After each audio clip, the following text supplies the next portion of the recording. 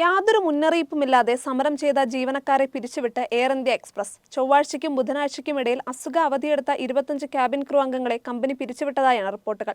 അപ്രതീക്ഷിത അവധിയെടുത്തത് ബോധപൂർവമാണെന്ന് മാനേജ്മെന്റ് വ്യക്തമാക്കി. Cabin crew അംഗത്തിന് നൽകിയ കത്തിലാണ് ഇക്കാര്യം പറയുന്നത്. കൂടുതൽ ജീവനക്കാർക്കെതിരെ നടപടി ഉണ്ടാകുമെന്നാണ് പുറത്തുവരുന്ന റിപ്പോർട്ടുകൾ. ഒരു ന്യായവുമില്ലാതെ മുൻകൂട്ടി നിശ്ചയിച്ച രീതിയിൽ ഉദ്യോഗസ്ഥർ ജോലിയിൽ നിന്നും വിട്ടുനിന്നുവെന്നാണ് കത്തിൽ കമ്പനി പറയുന്നത്. ഇതിന്റെ ഫലമായി ധാരാളം വിമാനങ്ങൾ റദ്ദാക്കേണ്ടി വന്നു.